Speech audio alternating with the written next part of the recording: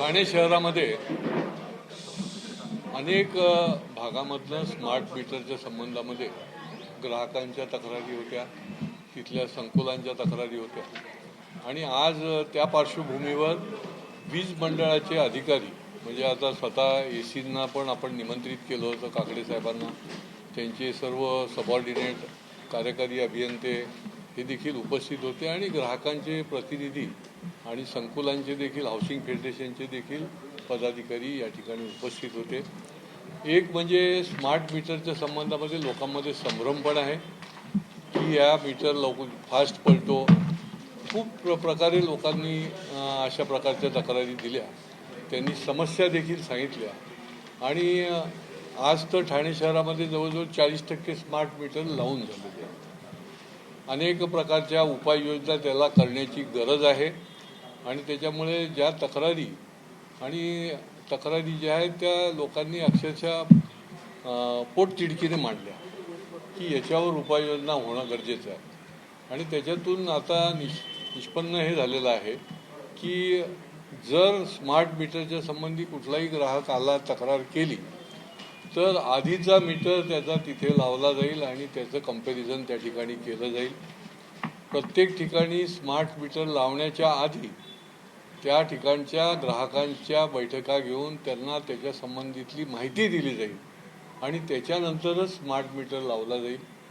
तिसरं, smart meter लावला जात असताना जे लोकांमध्ये संभ्रम आहे आणि स्मार्ट मीटरच्या संबंधी संशय आहे, शंका आहे, तर त्यासंबंधी देखील चर्चा झाली आणि त्याच्यामुळे ज्या ठिकाणी स्मार्ट मीटर लावले जातील त्या ठिकाणी आधीचे मीटर देखील 20% त्या ठिकाणी लावलेले ठेवले जातील, जेणेकरून आधीच्या मीटरचं बिलिंग आणि स्मार्ट मीटरचं बिलिंग हे देखील त्यांना लक्षात येईल। वीज खंडित होण्याच्या संबंधी देखील चर्चा झाली आणि त्याच्यावरची देखील उपाययोजना झाली। वीज खंडित झाल्यानंतर त्यांच्या PROने फोन कुठलाही असो अटेंड केला पाहिजे, तक्रार कुठलीही असो त्यांनी त्याला सामोरं जायला पाहिजे। याच्या संबंधी सुधारणा करण्यासंबंधी देखील वीज मंडळाला आम्ही या ठिकाणी सूचना दिलेल्या आहेत आणि त्याच्यामुळे स्मार्ट मीटरच्या संबंधामधले जे म्हणून तक्रारी आहेत त्या तक्रारींचं निरसन करून पुढच्या काळामध्ये वीज मंडळाचे अधिकारी जे आहेत ते लोकांशी संपर्क साधणार आहेत। सर, इमारती देखील मोठ्या प्रमाणात वाढलेल्या आहेत आणि यामुळेच वीज खंडित होण्याचं प्रमाण देखील मोठ्या प्रमाणात आहे। या सगळ्या संदर्भात नागरिकांनी काही तक्रारी आपल्याजवळ केल्या होत्या, त्याचं देखील निरसन झालेलं आहे। नाही, वीज खंडित का होते? एक तर बघा, ठाणे शहर हे झपाट्याने वाढतंय आणि मी तर नेहमीच सांगतो की 50-50 मजल्याच्या इमारती एवढ्या मोठ्या प्रमाणात होत आहेत। ठाणे महापालिकेच्या शहर विकासने नियोजन करणं गरजेचं होतं की त्या ठिकाणी या ट्रान्सफॉर्मरकरता देखील त्या ठिकाणी भूखंड ठेवले जातील, इलेक्ट्रिक वाहनाकरता त्या ठिकाणी चार्जिंग स्टेशन ठेवले जातील। आता माझी आयुक्तांच्या बरोबर मीटिंग झाल्यामुळे आता त्यांनी हे निर्णय केला आहे, त्याच्यामुळे इलेक्ट्रिकलसाठी देखील ते ठेवणार आहेत आणि महापालिकेचा आता नवीन शहर विकास आराखडा आहे, तर हे ट्रान्सफॉर्मरच्या करता जागा नसेल तर वीज मंडळाची मंडळी जी आहे ती पत्रावर पत्र लिहित आहेत आणि त्याच्यामुळे त्या ठिकाणी ते होणं गरजेचं आहे। वीज खंडित ही अधिक प्रेशरमुळे देखील खंडित होते आणि अनेक प्रकारचे प्रश्न निर्माण होतात। त्याच्यामुळे महापालिका, वीज मंडळ यांनी बसून ह्या कसं नियंत्रण करता येईल ते करण्याची गरज आहे आणि ते देखील मी आज वीज मंडळाच्या अधिकाऱ्यांना सांगितलं। नागरिकांशी चर्चा झालेली आहे। स्मार्ट मीटरवरून एक संभ्रम नागरिकांमध्ये आहे। आपण कशा प्रकारे या शंकांचं निरसन नागरिकांचं केलेलं आहे?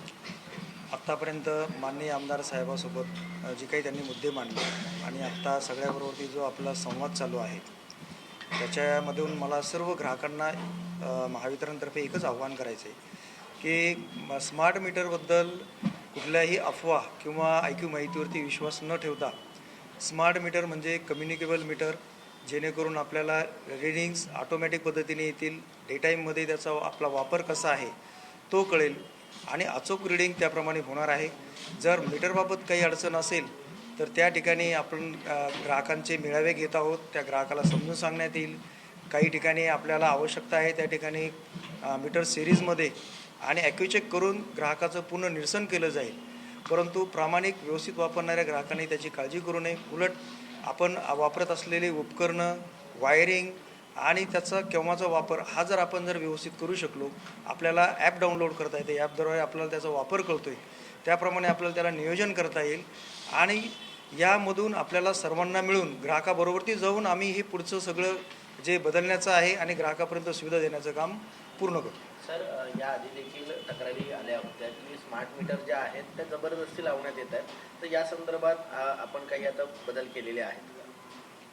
स्मार्ट मीटर म्हणजे मी म्हटल्याप्रमाणे कम्युनिकेबल मीटर किंवा आत्ता ज्या अद्ययावत मीटर्स आहेत हे बदलणं प्रत्येकी नियमाप्रमाणे, कायद्याप्रमाणे, इलेक्ट्रिसिटी ॲक्ट 2003 प्रमाणे ही सर्व युटिलिटीला तरतूद प्रोव्हिजन करून दिलेली आहे. फक्त तो मीटर बदलताना आम्ही ग्राहकांना कल्पना देणं, ग्राहकाशी सुसंवाद साधणं या गोष्टी करू. परंतु कृपया ग्राहकांनी सुद्धा ह्याच प्रकारचा मीटर बसावा, त्याच प्रकारचा मीटर बसावा असा आग्रह न करता जर त्यांची तक्रार असेल तर ती आम्ही तक्रार 100% सोडवणार आहोत. सर, आपलं नाव? मी लक्ष्मण काकडे, अधीक्षक अभियंता, ठाणे मंडळ. AC